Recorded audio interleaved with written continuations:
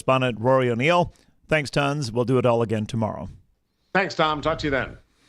All right, always fun talking with Rory O'Neill, sharing his insights and conversation on a range of topics. Rory does a fantastic job, so it's great having him with us here on Midday.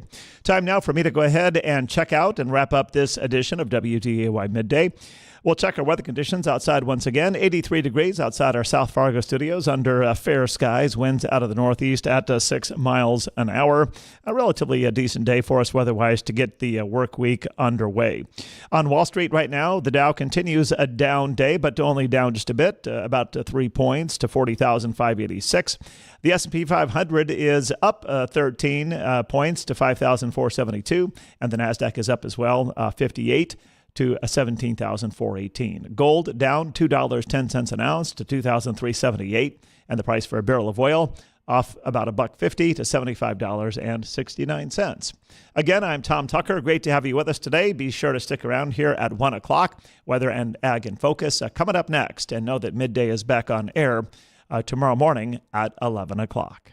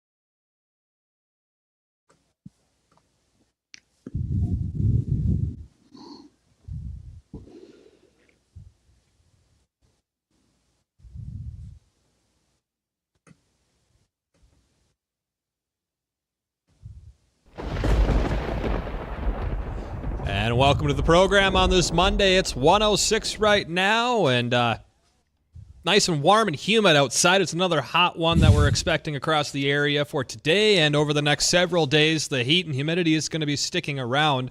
With generally heat and humidity, it comes a chance of thunderstorms, and that's all in the forecast. We'll be running it down here during the course of our show this afternoon. If you want to be a part of the conversation today, ask some questions, harass Dean, feel free to give us a call, 701-293-9000. That's the same number as last week, the Red Wings Shoe phone line. You can always reach us via email as well, weatherorag@flagfamily.com, or the comment boxes on Facebook and YouTube Live. All right, yeah? All right, so I was Nice. went skydiving last week. Yeah, and you ate bugs. Which was absolutely amazing. Can't wait to do it again. And you kind of poisoned yourself from how much smoke you inhaled. No, but what I was amazed at,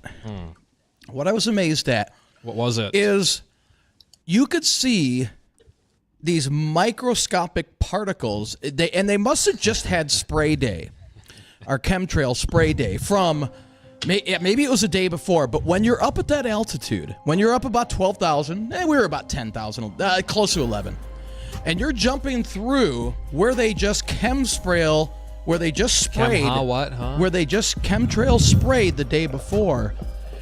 When you jump through that, the weirdest feeling came over you. It was absolute.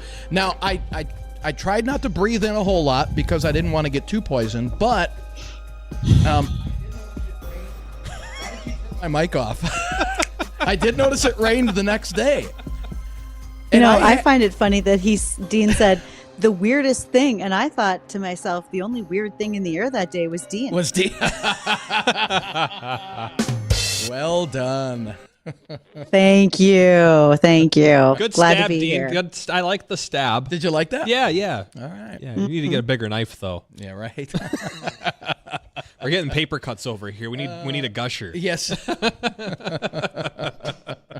And not the fruit snacks, if you know what I mean. Oh, man. What a weekend. Did you guys have a good weekend? Yeah, it was a weekend, indeed. Sunday and Saturday, they happened. Air show was in town. That was I'm pretty bummed amazing to see. I missed it. That was amazing. There's self-averted, but or no, I did it to myself, but I'm sad that I didn't go. Okay. Yes, I had to clarify there. Self-inflicted. Make sure I clarify. There you go. Yeah. Self-inflicted, that's the word I was looking for. Thanks, Dean. You see, you're useful for things. Some days. It's going to be a good day. This is going to be a good show today, I'm telling you. I don't know do you remember your weekend? We won't even go there. and here's the deal. That was after we spent what was not the hottest day ever at Hefty Seeds Field Day, the Egg Pasty Field Day down in Baltic, South Dakota. Thanks Justin for taking that one made for it the down team, there. sir. That was a very tolerable heat down there. It really was. It was in the morning. Saying it was Heated gonna up be in the hot? afternoon. I listened to The you. anticipation was, but all the smoke from Canada and so much humidity in the air brought just a ton of clouds down. That did not stop the crowd from being there, walking through the booths, listening to the speakers, which Dean and I were some of them, being at the panel discussions. I emceed a couple. And then, of course, we saw lots of folks in the ride and drive area. I had the opportunity to go over to the west end of the event and get on top of one of the seed carts from Horsch and just take a look around what was going on over there. A lot of tractors in the field, some autonomy, and then I believe it was Tyrannus had one of their spray drones in the air. And when that thing takes off, it's just huge. It's probably got a 7-foot wingspan on it. So it's impressive to watch happen. Very happy to see that. Them drones or something Good else. things down there. Speaking of drones, very I saw cool. that they're making little personal EV flying bikes now. I don't know. I just So thought it's like that ET? was kind of cool. Yeah, right? Well, yeah. I don't know how to describe it outside of just a flying bike. So it looks like the movie E.T. when he's flying across the front of the moon. I mean, I suppose you could go there. But Be what if we careful. just start Wear your bike strapping? helmet. What if we just start strapping sprayers onto all these little personal toys and using those instead? Well, as long as the product that you're spraying has an aerial label or a drone label, you'd be legal to do it at that point. but you got to have the right label for it. I think that this is it right here. So it's got two big, so it's just a regular bike, and then it's got two big propellers on the front and back, and it's got one on either side of you. And it's all powered by a gigantic battery in the A-frame of the bicycle. And it sounds like it's this an is kind ideal of a cool workout. thing. It's got bars over the fans so you don't cut your arm off or anything. Just don't fly too high. Where's Right. the place for your beverage? What do you think the top... Is there a beverage holder on that thing? I'm sure there is. Likely Figure out so. what the top speed on this thing would be. Hey, but you got to be careful because just like any other thing we talk about, and especially if it comes to farm safety, wear your bike helmet and or just like you said, keep your arm out of places like propellers, augers, Yeah. fans, because we got a lot of stuff going on here as we approach PTO harvest, and we just want to make sure PTO shafts. Let's If just it be moves or cautious spins, about just those. don't even touch it. How about that? Don't Don't touch be it. looking at it thinking, how does this work while it's in full movement? But that like- also means when you're getting out of the combine or the tractor, don't leave them running. Yeah. Disengage the PTO. Mm-hmm. Greatest. Justin's learned a lot. I've learned He knows so what that much. means. Hasn't he? Hey, we're going to learn some more stuff today. Maybe. Nice. Maybe. Should I get one more in there for assurance? Sure. We're talking a little bit about the Farm Bill throughout the course of this hour, and I know it can be an interesting little conversation. So if you want to join in on it and pitch in anything that you would like or not like to see in the Farm Bill, give us a call, 701-293-9000. So we'll touch on that a little bit, as well as some decision examples for ag, and the Future of Ag Trends report also came out. So we'll touch on those couple of topics. We'll get another rundown on the forecast. In fact, I don't think we've hit the forecast yet. We haven't. I think you were talking about skydiving through particulates in the air. Right. Those didn't hurt your eye when you fell through them, did they? No, I had goggles on. Okay, so you did have some form of protection. Correct. Good, Yeah. good. But after I got down, I noticed I lost a lot more of my hair. So I'm thinking Some that of it might blew have been, out? Yeah. I've heard that happens from time to time. Did you weigh yourself before and after to see if the amount of screaming burnt enough calories off to lose weight? I did not. No, You but that's a should've. good idea. Did you scream the whole way down, or was it kind of like a scream at first and then just kind of, full body flex the rest of the way? You'll have to watch the video. There was some happy expletives that were exerted. Nice. Well, because of the excitement Oh, level. yeah. And It was, yeah. Well, it's completely understandable then. And Well, if you really want a weight loss program, if you donate blood, you'll burn 600 calories and lose a pound. So, Dean, if you jump out of a plane the day before and then the next day you go over and donate blood, look at you, double winner. I heard you can lose 8 pounds for every gallon you give. Yeah, but you can't give a gallon at a time. He'll try. Jeez, you guys are off again today.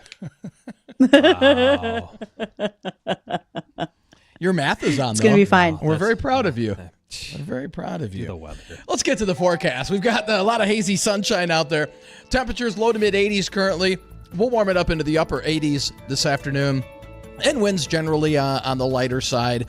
For tonight, though, there will be storms developing out to our west.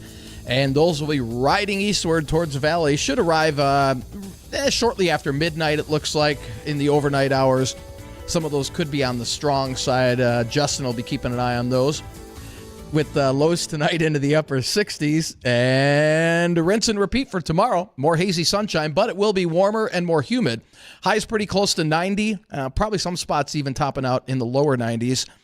South winds a little breezier tomorrow, about 10 to 20. And once again, tomorrow night, another round of storms, and some of those could be on the strong side. And we'll see more scattered storms on Wednesday, more cloud cover, probably a little cooler in the mid-80s, and then heating it back up into the upper 80s to near 90 as we head towards the end of the week and into the weekend. So hot weather for WeFest. There's still a lot of summer activities going on, and it's going to feel nice. If you like the summer heat, the humidity with periodic chances for storms, this is your week. And I don't know, my lawn could use a little drink of water. Sometimes I think I'll start there's a lot of sentence, folks that would and I say don't even that. know where it's going. I just hope I find it along the way. See, there you go. So speaking of your lawn, reminds me of our Here We Grow project because it's been looking that lush in our cornfield. And we haven't had a significant rainfall out there in a couple weeks. We have lots of subsoil moisture. I think that's good for our corn. We do want it to tap down further. So if we did have any high wind derechos or anything that come on through, we want our corn to stay standing and stabilized all through the summer months. Right now, corn is likely getting close to tassel. I hope to be out and look at the field probably Wednesday this week. And we'll start to see more ear development. Going to have an agronomist on with Dairyland Seed, who is our sponsor as a seed partner for our Here We Grow project. We're going to talk about that on Friday, where we're at in stage and development, how much more water we need to push this corn through to the end, and just overall health of our crop. That's going to be one thing. Without all the rain, well, we haven't had as much need for our tile pump to run on that field, but Ellingson Drainage is absolutely thinking about that today, meaning that if you even have a field that seems sort of dry, but you were wet earlier this season, now's a great time to call those folks at Ellingson and have a discussion with them about where tile needs to go, how it would work best, because they want to help you remove that excess surface moisture off those fields so your fields do not lose yield due to being excessively wet. So something to consider while we're waiting for harvest. Is time to talk about drain tile? Well, it might be. Indeed. Check them out. That drain tile really did us a number in the spring, kind of saved our crop, I'd say. In a lot of cases, it did. It took that extra moisture off. And so, again, I want to reiterate, drain tile does not add to the overall flooding picture that people are concerned about in the Red River Valley. What it does do, though, is it moves surface moisture out of those fields, and so that we have the crop getting some of that excess moisture away so it doesn't impede its root system, compromise disease issues, etc. It just gives us a chance for the crop to be better and healthier throughout the season. Indeed. Well, let's get caught up with the American Ag Network. When we come back, we'll hit on a few more of these ag topics, maybe start the Farm Bill conversation.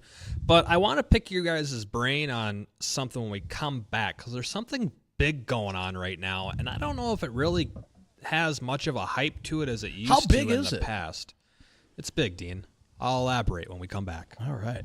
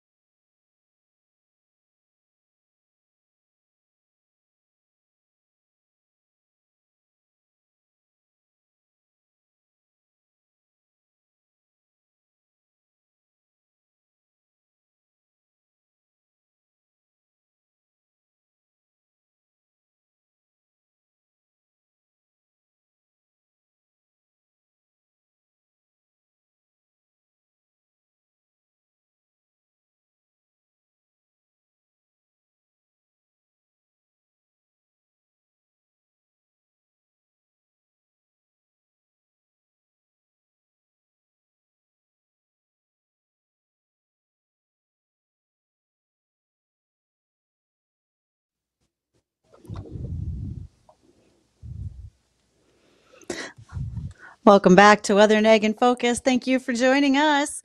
And maybe you had a relaxing weekend and had the opportunity to enjoy North Dakota Sweet Crude, a liqueur made right here in the state of North Dakota. You have two versions, the original Sweet Crude and the Sweet Crude Orange. Taste them for yourself. Also, if you're curious, what would I mix those with? How should I use them? Check out their website, crudespirits.com. They'll give you great ideas. And if you have any good ideas, especially something you've tasted and tried with North Dakota Sweet Crude, give us a call on the Red Wing Shoe line, 701-293-9000. Like Justin said. We need some new recipes. That number didn't change. Yeah, Justin said that number didn't change from last week. Nope. That's a good thing. It didn't change, and it'll probably be the same tomorrow. It's also the Maybe same next for week. the Jay Thomas show. He's on And 2 to Bonnie 5. and Friends. Bonnie, she's on from 5 to 8:30. Coffee Club. From Don't 8:30 forget, don't forget the coffee to club, 11. too. There you go. That covers us. Did we get all our shows? Most of them, at Yes. least. Most Yes, of them. we did. Take that, sports So guy. speaking of, did we get everything? If you recall, we have a grain gauge from IntelliFarms in Castleton to give away with our Here We Grow project this year. And we want to make sure that goes to a farmer who is actively farming today. And we want to help you to win that by guessing what our yield's going to be on our Here We Grow corn crop. So you can send us messages on our Facebook page for Weather and Ag in Focus, but also I'm going to encourage folks to come and see us at Big Iron. That'll be coming up middle of September. Stop by, make sure to give us your bushels guess, and then we'll get your name. So in case you win, we'll give you the grain gauge for your grain bins. Something new to use on the farm. We'd be happy to have you a part of our contest. Why don't we do that today, too? Why don't we take a few people who trickle in throughout the course of our show? If you want to call in, again, you know the number.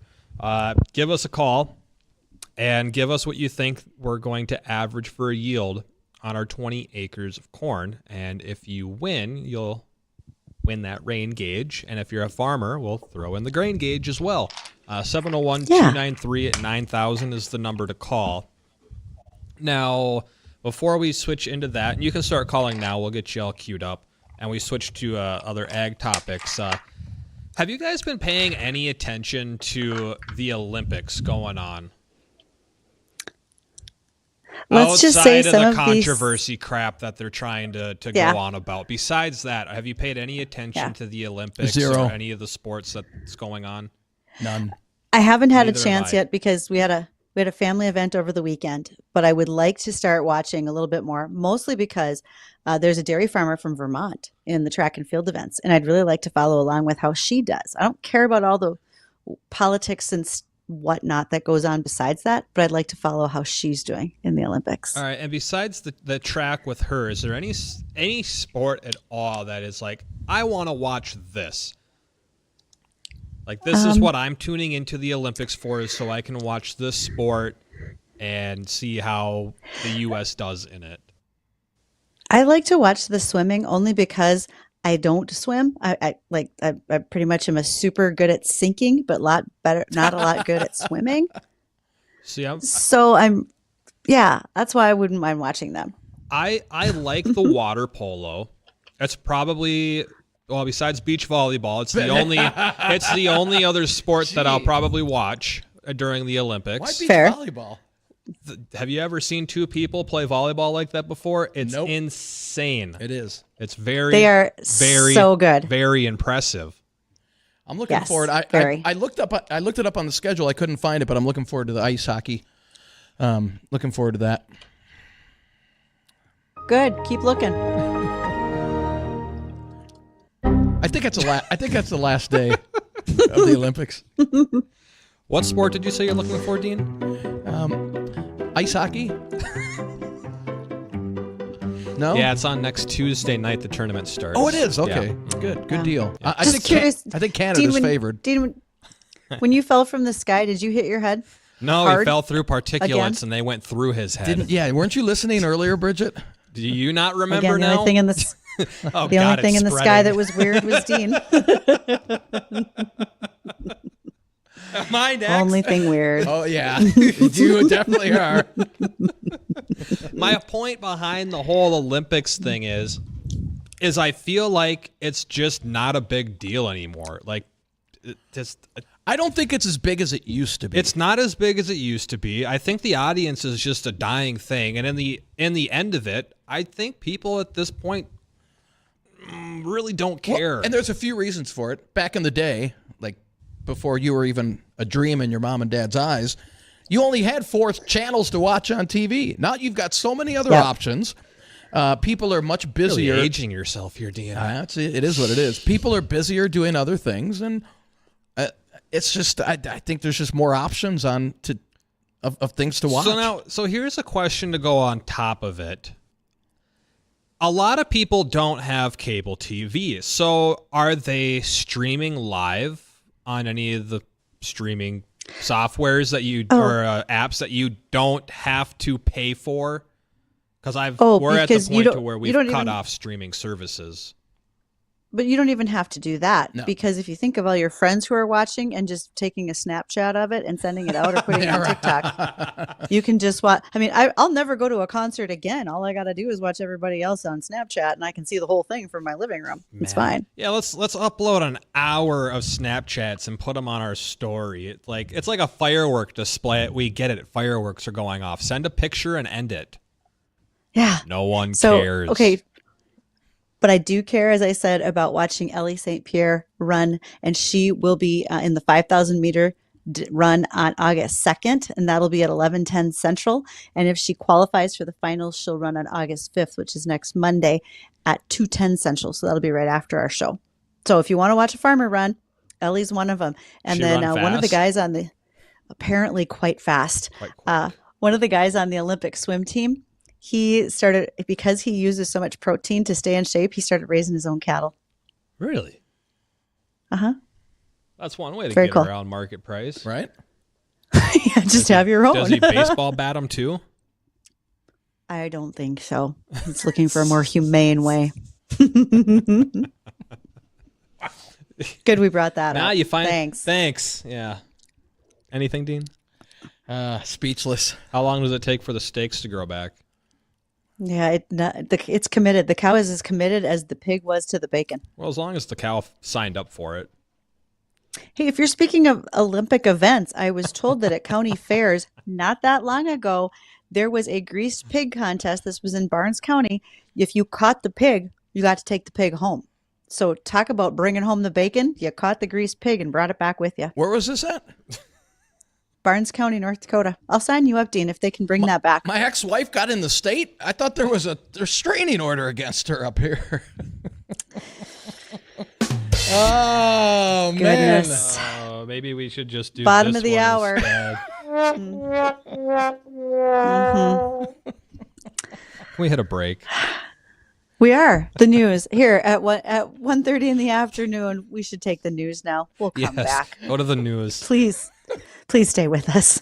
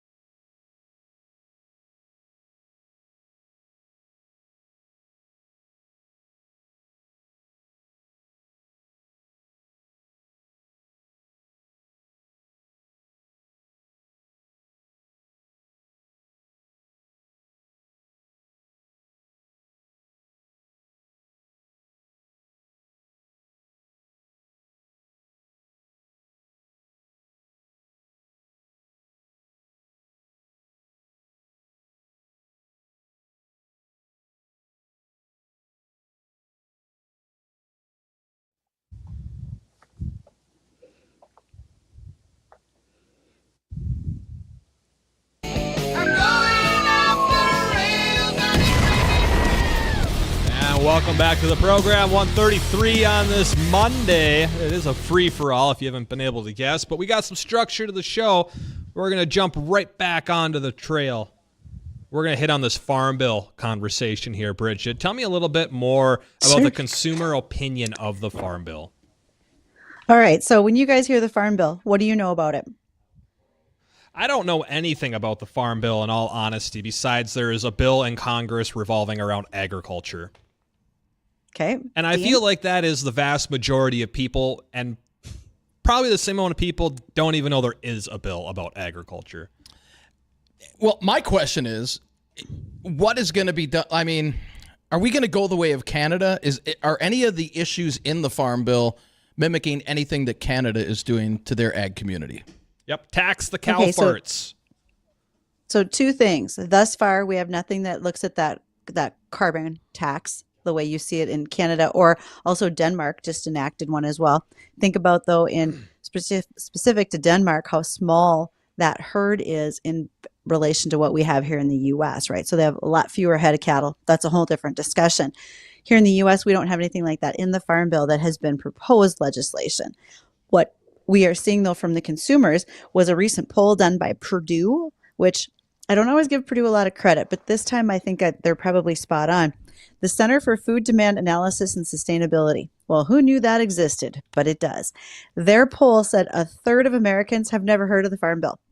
They have no idea what's in it. Wow. So you guys were spot on, right? You answered that question, which precludes the fact that we have 50% of our federal legislators who also have no idea what's in the Farm Bill, have never voted on one, and are not from an ag state or district. So the data shows that when consumers go shopping, we all worry about taste, affordability, and nutrition. Yes, it's great to say that climate and the environment are important at a policy level, but frankly, when you're picking out your spaghetti noodles or your chicken off the shelf, you're not always looking for that thing. The majority of consumers simply are not. Food insecurity rose slightly in June to 13%. That continues to be on the rise. And I think especially with that new term that we all recently learned about, an ALICE, we're seeing that that's not going to go down. And for those who don't remember, an ALICE is an asset limited, income capped, employed individual that makes up 40% of the U.S. workforce. So they're looking for very different things than what policy says. It's been a lot of the focal point on that from producers. Say that again. What's the? Well, it's how been much one of the focal of points the from producers in terms of what they want or don't want on this Farm Bill, and in terms of getting it done now or next year. Want it done now because we're sitting in a situation right now where we really don't have a Farm Bill. We want to make sure that crop insurance is addressed because there needed to be some changes. What the insured levels were not matching what current commodity prices were at, et cetera. Also, one thing that may change for us because we don't have the Farm Bill passed is this whole Chevron deference. This rollback on government overreach may, in fact, lead us to some changes down the road that we weren't expecting. So, for instance, every time you heard about the EPA wanting to enforce waters of the U.S. where they defined what was a wetland, what's not a wetland. So, in certain regions of the U.S., like where we are, the prairie pothole region, if you had a wet area in a field that would be wet in the spring like we were this year and then dry out, you weren't allowed to farm that because it was considered a prairie pothole or a wetland, even though it was viable farmland. And it had always been farmed for the last few years. This Chevron deference could turn back a lot of that overreach in policy and make it a little bit simpler and more common sense to do some of our farming practices that exist. All right. Well, So if that you might got not be bad. a question or topic about the Farm Bill or really anything, weather or ag, give us a call on the Red Wing Shoe line, 701-293-9000. You can also call in if you want to give us a guess for Guess the Yield. On our 20 acres of corn we're growing, if you can guess closest to what our average yield per acre will be, you'll win yourself a rain gauge and or maybe a grain gauge as well if you're in agriculture or a farmer. We'll head over to the phone line right now. I got Jim John Snowblower guy. What's going on today? Jim John. Jim John. John Jim. Jim. Jim John. John. I prefer Ricky Bobby. All right, Ricky Bobby. Time to shake and bake. What's going on? Exactly. So, Justin, I was trying to figure this out, and I was out polling this weekend on your behalf.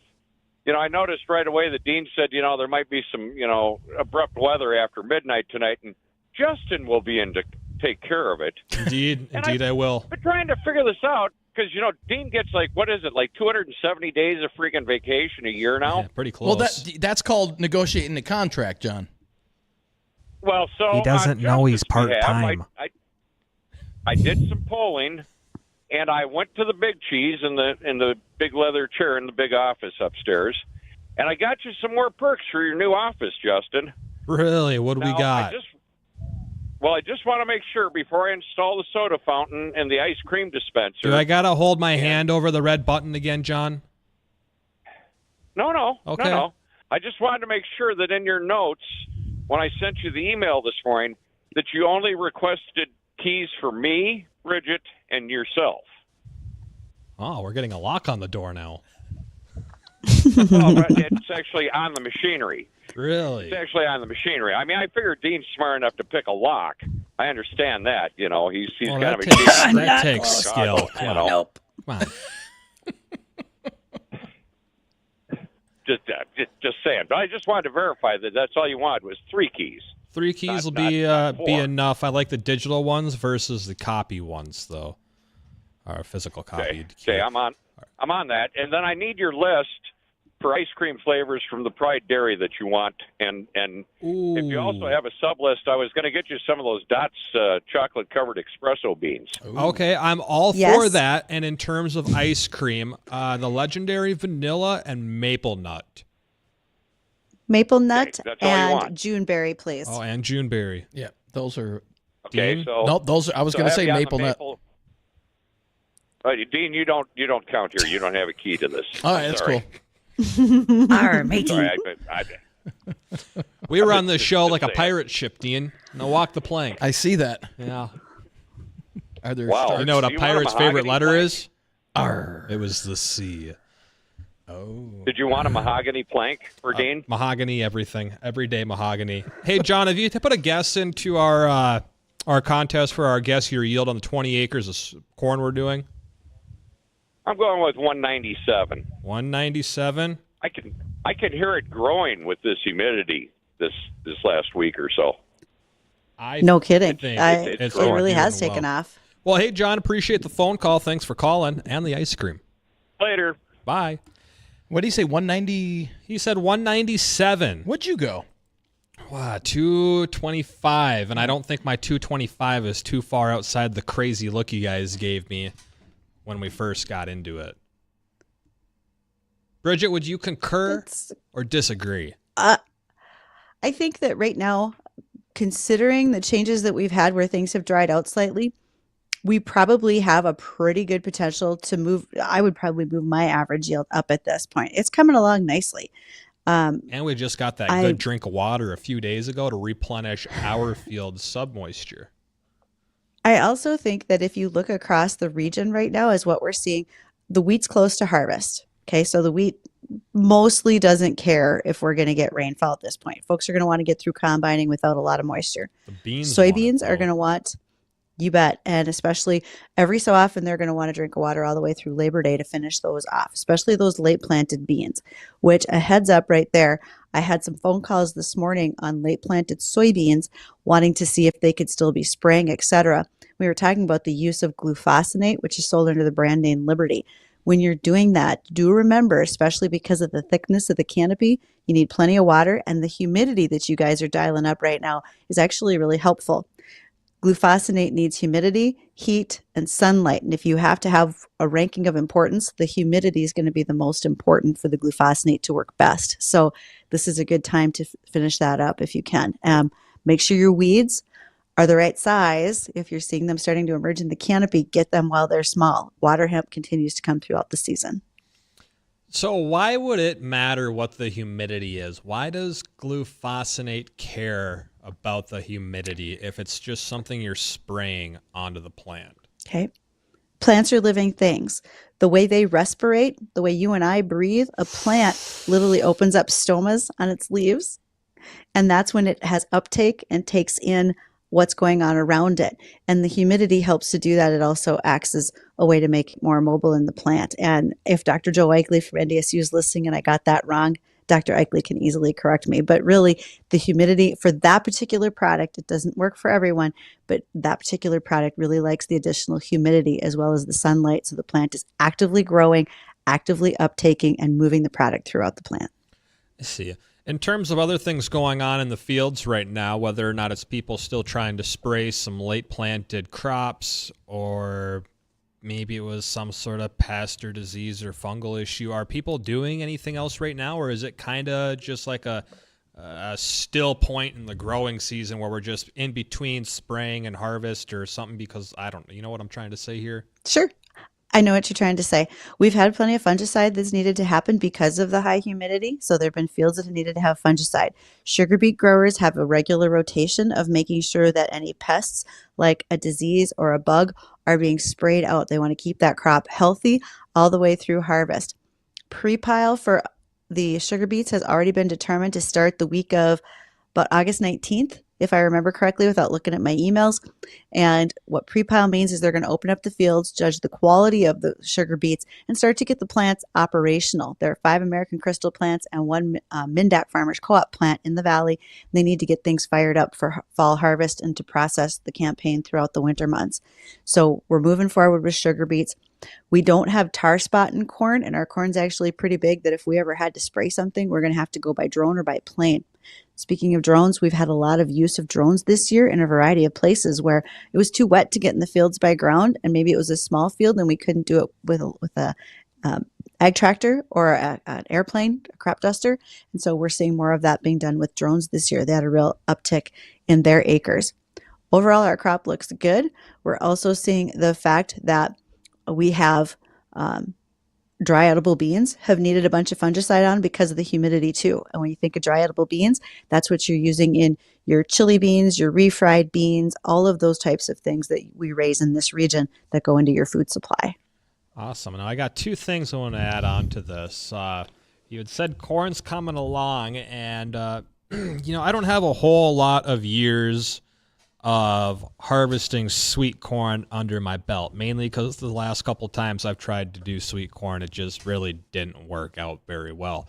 This year's crop, however, the plant is a little shorter, but it's coming in. The cobs are looking great. How do I know when that corn is ready to be harvested in terms of sweet corn in my garden? How do I know that it's ready to go? If you have an answer, 701-293-9000. But Bridgette, to follow up, in terms of the sugar beets, what is the optimal conditions right now to really get those sugar beets going and to really focus on sugar content within the beet? Is it dry and heat stress, or what would that look like to kind of focus on sugar production? We'd like to see stress in wheat to push our proteins on years when we need a higher protein. I don't think sugar beets want to be overly stressed because then they don't produce what you're looking for sugar. I am pretty sure that one of our regular listeners, his name's Chad, he's out there, and Chad can probably tell me what he wants to see right now as a farm manager. If he wants to see us get a little bit of rainfall and some cooler nighttime temperatures, or if he wants to see that sugar beet crop pushed just a little bit to increase sugar. So I know Chad might be listening. I'm going to ask him to just send me a quick message so I get the right answer instead of just making a guess on my behalf. Sounds good. And then, do you have an answer to my corn thing? Your sweet corn? Do I just rip the top open and see if it's good to go, or if it's not, is that going to damage it? Follow the raccoons. As soon as they start heading for your sweet corn, it's ready. I mean, they know, right? The raccoons will beat you there.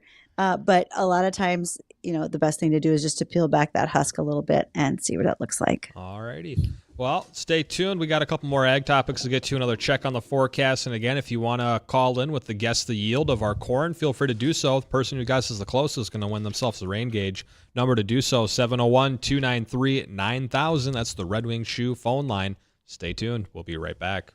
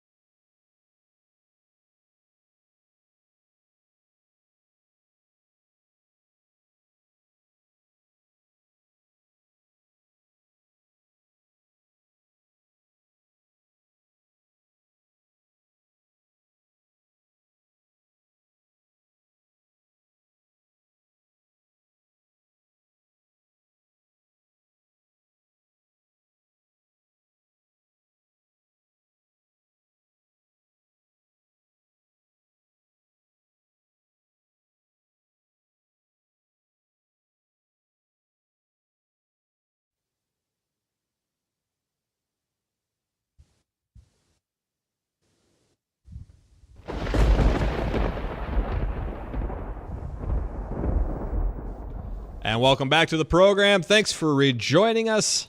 We'll have a rundown on that forecast coming up here in just a moment. Again, if you want to sneak in here for our Guess the Yield, 701-293-9000. We'll take your guesses on what our average yield will be on our Here We Grow 20 acres of corn. We did soybeans last year. If you want to follow along on that journey, however, you can follow the whole documented process from soybeans as well as corn from last year to this year on our YouTube or Facebook channel. Just search Weather and Ag in Focus and then the project titled Here We Grow. I think we had, 26 episodes last year, and I think we're on episode 12 or 13 this year, Bridgette? I think that's maybe where we're at, and I know we're working on more. They'll be coming right along. Don't forget that our beneficiary this year is Farm Rescue. Saw the guys at Farm Rescue last week down in Baltic, South Dakota. What does Farm Rescue do? Well, they are the folks that if you are in need due to illness or injury on the farm for seeding, haying, or planting, they've also helped out with things like Operation Haylift, bringing hay to areas that were drought or wildfire stricken. They are there to assist on the farm. They're now operating in 9 different states around the upper Midwest, and they will receive the profits from our Here We Grow project later this summer. I'm looking forward to that, hoping the rest of the year is good and we don't get any hail damage or wind damage from any storms that may or may not affect us through the rest of the year. And I think that leads to the ultimate question, that there's a chance for storms as we head through the next couple of days. Dean? And hopefully not terrible storms, do we think? I don't know. I'm waiting for the weather guy to come back here. Sorry, had to get my snack for the day. Yeah, that's all right. At least you got a ripe cherry. Yep. So we're looking at nothing. Sunny skies, hazy sunshine out there. And it's going to be a quiet afternoon, quiet evening. If you have any outdoor plans, good to go. Upper 80s today with light winds. And tonight, though, we'll see storms developing out to our west, moving towards the valley around midnight or after. And some of those could be on the strong side with lows into the upper 60s. And tomorrow, humidity ticks up, temperature ticks up, winds tick up with highs right around 90 degrees. And those humidity levels up there considerably from today.